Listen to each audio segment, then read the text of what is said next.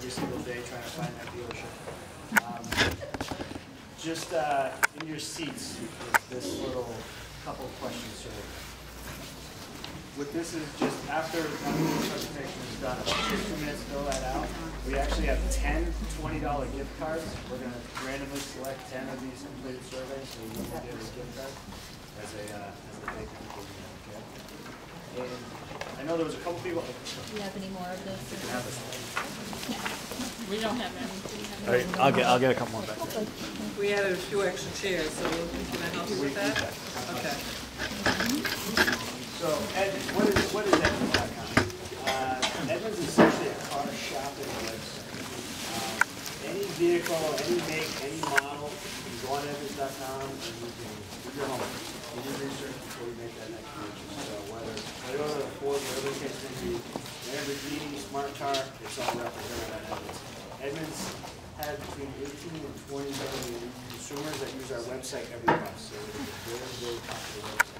With consumers, we'll go through about 275 million pages of content. So it's a tremendous warehouse. So if you've got any questions on a particular vehicle, you want to see what the latest 2013 is doing, how's it stacking up with competition, Edmunds is a great resource for that. So I'm just going to be brief. The star of our show is over here. Editor-at-large, senior analyst for Edmunds.com is Michelle Krebs. I'll hand it off right now.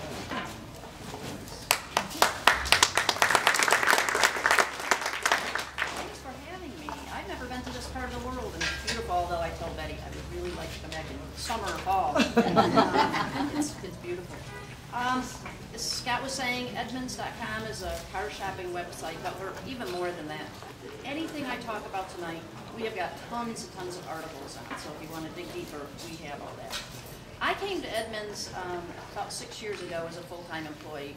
I kind of happened into the auto industry. I was living in Detroit. I was a business editor for a publication, and you know, in Detroit you have to do cars. So I was the first woman car reviewer for the New York Times, and the first woman who did the Motor Trend Car of the Year. So I've been doing cars for about 30 years. And I drive different cars all the time, so I'm very familiar with anything you know you could possibly want to purchase. I will say too, I don't have a canned presentation. I was asked to speak about a couple of topics, but feel free to, I want this to be interactive. So if you have any questions beyond the topics about car buying, about financing cars, or anything like that, I'd be happy to answer that too. I was asked to talk about two different groups, teens and seniors, which seem very different, but they're really not very different because they're both these enormous groups of drivers. The senior group, you know, the baby boom generation is huge, and there's about 33 million and growing people, elderly people on the roads. If you look at the other end of the spectrum, it's this huge bubble that's going to be coming on the roads and into the car market. So we pay a lot of attention to both.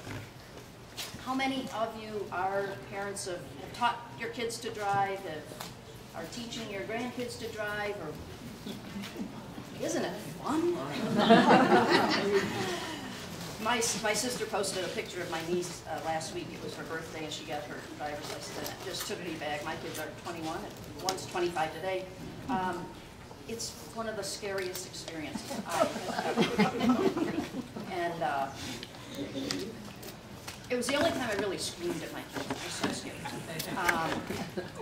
But a lot of the things are the same. I mean, one of the things that I would encourage parents, grandparents of teenagers, get professional driving help. You know, send them to school. There's a lot of emotion involved between the parent and the child. I'm sorry? Mothers and daughters. Oh, well, it's pretty bad with sons too. They have this, like, I know it all. So you can, and I think a lot of states, I don't know where New Hampshire is in that. I live in Michigan, but you absolutely have to go to driving school. The other thing that I think a lot of states have done is implemented kind of graduated driver's license, so that you have to spend a lot of time behind the wheel with a parent. In Michigan, we had to keep a log, and you had to do a certain number of daylight hours, a certain number of evening hours, a certain number of regular road hours, a certain number of highway hours. If that's not the law here, I would certainly encourage people to do that kind of thing. The other thing, I think that the kind of car you put them in, I think is really important too.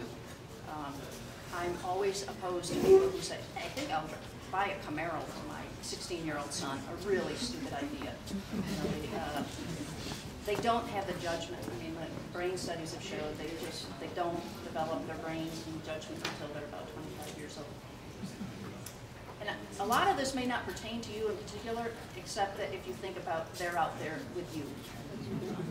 And one of the things that I think you really have to pay attention to, distracted driving, is a real serious problem with teenagers. You see it all the time on the news. And you could be a victim of that. So I think you have to really pay attention to, you know, meet their eyes, watch what they're doing. You know, we all took defensive driving classes. I think you have to be really defensive when you see young drivers on the road and give them some room. Who raised their hand? Go ahead. One of our segments that we've had for the Ladies in Wheels, I believe it was the first segment. AAA did have a segment just on distracted driving. It's a huge problem. It's a very huge problem. She handed out, if any of you, I believe some of you were here, they had like the finger, you know how we have the wristbands, you know, a purpose, you know. It was to be on your thumb. So when you get in the car, we handed them out. So when drivers get into the car, or your drivers, you know, the kids get into the car, you slide it over your thumb, just to remind yourself, do not text and drive at the same time. So there's definitely you know, that was heavily discussed. And by the way, studies are finding too that adults are just as bad about it as teenagers. So it's, that is a huge issue. And there's so many things in a car, you know, there's, you know, the playing of the loud radio, or if you have a new car that has all of the different kinds of radio stations, that you can get Pandora, you can get satellite radio, there's a lot of plugging your iPad and your iPhone. There's just a ton of distractions that we didn't have when we just shifted it and put it. Michelle, other than knowing that that's a problem, do you have any suggestions for us as an audience? I mean, do we just shut off our radio, just shut off our phones? What do we do? You know? Right, Betty, right. Pray? Well, I do think, I do think, and, you know, I guess I'll move on to the senior driving card, since that's seems to be where we want to talk about, and I certainly am moving into that age that, wow, I don't have the skill set I used to have, but yeah, I mean, even driving up here, I had the radio on, and I was, you know, checking to see if my phone was ringing and taking calls. I guess you do have to shut it down. It's really hard in this practical era, but it is so important. What about hands-free? Is that as much of a distraction as... The studies are mixed on that. There are studies that actually show having another person in the car is every bit as distracted as talking on the phone. I think it probably varies by individual, so you have to be sensitive to that. And that's one of the things with teenage drivers too. Huge difference in terms of when someone else is in the car. And you probably, if we admitted it to ourselves, that we probably agree that is, you're not as good a driver when there's someone else in the car. Unless it's your husband. Are you on your toes? Is that what you're saying? You know, so Betty brings up a good point, because I think there are a lot of things about technology that are really good in today's cars, and especially for seniors. And I'm going to get a hold of one of those little books, because I think there's a lot of things that kind of can help us. While there's a lot of stuff in the car that's distracted, there are a lot of things that can help us as older drivers. My favorite is backup cameras. My next car absolutely will have a backup camera, because I am finding I can't turn as well. I forget to turn and look. And so a lot of cars now have a little screen, and it even shows little markings in the pavement that show you how to back out so you don't hit someone.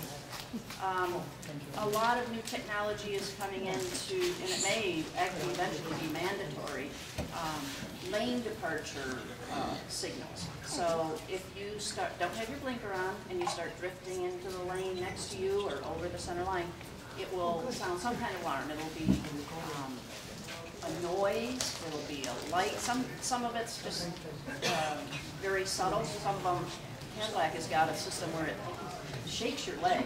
I find that you know, so you got one on this side, or if you're drifting over this side, it does that. I noticed the latest editions they call it out. The other one that I think is, that is something I would absolutely insist on having in a car. The other thing that we may see come into be legislated is blind spot detection. So some of you may have this. In your rearview mirror, there will be a little light that comes on if someone is coming into your blind spot, so you don't like go into their lane and cut someone off. You know, cutting people off is also necessary. So there's a lot of good stuff. And I think a lot of that still applies to teenagers now. You can argue that they get too dependent on that, but for me, I think those things help us be better drivers, and I'm all about being better drivers. The other thing that is so important, you know, you were talking about what can we do. The studies have shown that like 90 to 95% of driving is about our vision. So, you know, make sure your vision is up to snuff and you get your eye appointments and that kind of thing, but also be really aware of what's going on around you. You know, that's why some of the technology really can help you with that. It was funny, some years ago, many years ago, 15, 20 years ago, Ford used to have this thing, and they may still have it, called the third age suit. And it was, I got to try it out for the story. So it was this kind of a racing kind of suit that you put on, but it made everything around your joints kind of less easy to bend. They maybe wear glasses that were kind of blurred and scratched. It's kind of interesting now too, because I was really young then, and that like they give that to their engineers and their designers to, so they have a sense of what older drivers go through. It's kind of funny now. I understand it all. Some of the other things that are, I think, are helpful. There's another technology called adaptive cruise control, and it's where there's it's either by radar or camera, but it keeps tabs. It keeps tabs on how far you are from the car in front of you. Somebody just said they were rear-ended. Obviously, that person didn't have the system, and rear-ending is huge problem with young drivers. That's the #1 accident they have, like in the first 6 months that they have their driver's license. So this system will actually keep a distance between your car and the car ahead, and it'll do it, but it'll slam on the brakes if you aren't paying attention and you get too close. So that's another technology. I think we're going to see that eventually, because that's all these technologies are part of eventually the driverless car, which we are going to see someday. There's already some on the roads. I think it's also important to be honest about where you are in terms of driving. You know, I've had to get honest about that I'm not the driver I was. And I think you have to make a decision about when is it time to not drive. I went through this with my mom, passed away about a year ago, but I remember she had gone through a few strokes and we just had to take the keys away, even though she wasn't asking for it. But we were going to the grocery store and she said, I really miss driving. You know, really want to drive with her. And then we went to the grocery store. And she was driving the cart all over the store really fast and running into things. And I finally got her into the cart. I said, Mom, do you understand why we took the keys away? But I think, you know, somebody mentioned something about older drivers are safer. A lot of that has to do because they've gotten honest and said, can't do it anymore. So I think that's a really important aspect. On to a more fun topic. How many people have dogs? How do you transport them in a car? I'm bad. You're no worse than I am. I have a Chihuahua. Okay, and how does it drive? You win. Upright. Good stuff. Because rarely anybody does that. Just real briefly, before I go much further, I'm really glad you're talking about this subject. We do have here with us this evening New Hampshire Humane Society, and they did bring from one of the local stores available stuff for safety for pets as well, and safety for you. Laconia Pet Center has all of these items for you Okay. to travel safely. It is such a smart idea. When you think, first of all, think about the care of your pet. You know, I love seeing dogs head out the window and all that. I love leaving my dogs in the car, but first of all, they can get hurt. I mean, mine would just, if you hit the slam on the brakes, boom, over they go and into the, I had older dogs, into the wheel well they go, and then have to stop it. Talk about distracted driving, and then people who drive with them on their laps. Crazy. Hey, talk about that. I want to tell the story a little quick. I used to live in Utah for a while, and I had a friend there that had a family emergency. She had 3 big dogs with her. She was driving from Utah to California. All the big dogs were, you know, doing their own thing in the back seat. You know, she had a pretty good sized car. And all of a sudden, one of the dogs distracted her.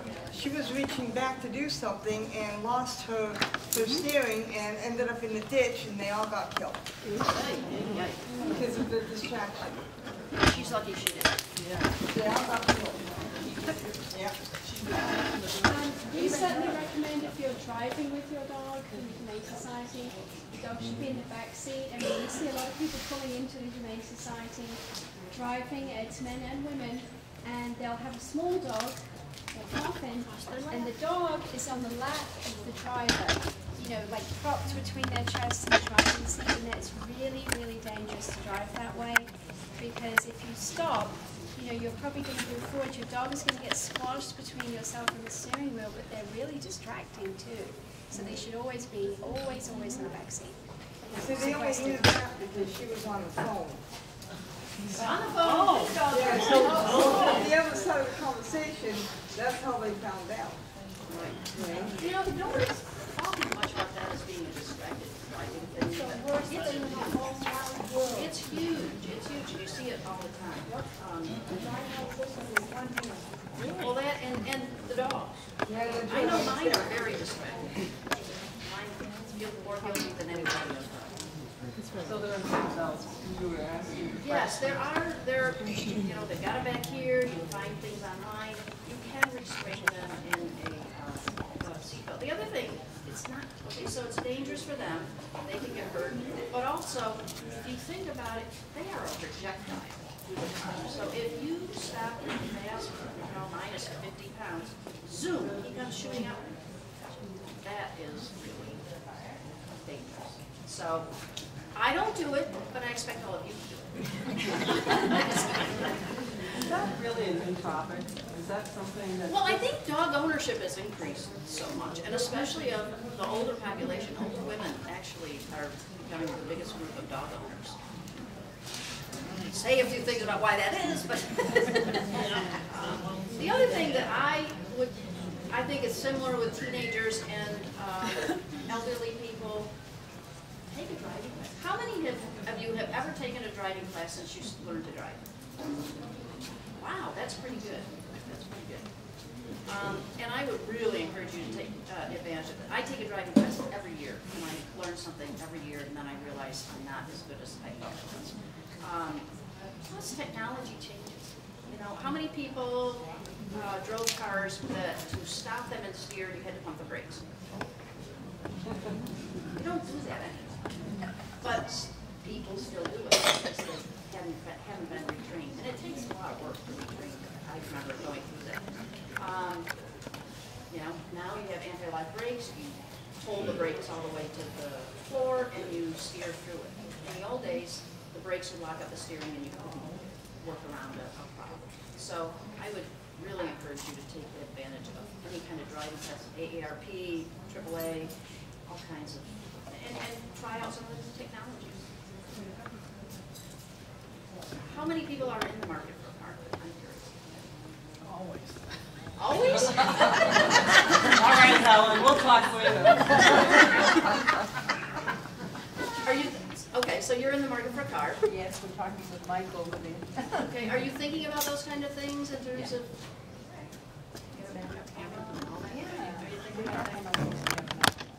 Do you find it valuable? I don't like it. Really? Yeah, I still got my. Well, I know, it does take getting used to. But if you have little children, I think it would really be handy, because a lot of times you can't see them.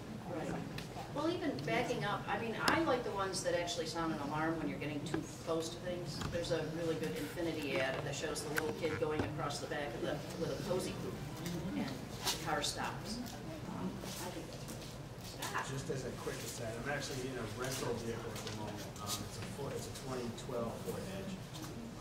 It's got the sync technology, so I'm on the road every day, covering a lot of ground, so it's kind of critical that I'm hands-free at all times. So that syncs with my phone. I can kind of just talk to the vehicle. I don't have to have the phone up to my ear. I'm just speaking out. It also has that backup camera. Now, I'm driving my other car's a body shop. I drive a 25. And why is that? We'll get into that later. It's a 2013 Kia Sorento. Does not, it has the backup sensor, but it doesn't have a camera. The Edge has the camera, and I've always heard about it. I've never actually used it. It's beautiful. And you have a nice kind of bird's eye view of what's going on behind you. And again, like somebody just said, I still want to look behind me. You want to clear your shoulders and everything else, but the camera shows you everything. It's right there in your dash. It's beautiful. So it's a shameless plug. I know it's a beautiful, beautiful car. The other technology I like is seat warmers. You have arthritic bones. Yes, I will never get on cars. And speaking of, we were talking about hands-free. I think we got a long way to go on a lot of those. I don't think some of the systems match up well, and I don't think the sound is very good, but I think we'll get there. The other thing that's interesting on some of those is, especially if you're a parent, you can actually block out text messages, and you can kind of control when you aren't on the road with your kids what inputs are coming into the car. So that's something to think about even. So you just can't resist grabbing that text or phone call. Anyway, we were talking about what's of an issue to you in terms of, what's important to you in terms of buying a car? Oh, well, towing for us. Oh, okay. We got a little camper, so we want something that's safe. And on the subject of safe, there aren't a lot of unsafe cars on the road anymore. That's a really good thing about. Well, it's all about that, and that's it. It's not the cars so much. I mean, yes, you have physics in terms of small cars versus big trucks or whatever, but we've come a long way in terms of safe cars, in terms of airbags. I'm driving cars these days that they have 10 airbags. They have airbags for the knees, airbags. Ford has the one across the chest and the back seats. So it's more, it puts more responsibility on you, and there's lots of technologies that can help you. But again, it's you paying attention, not being distracted.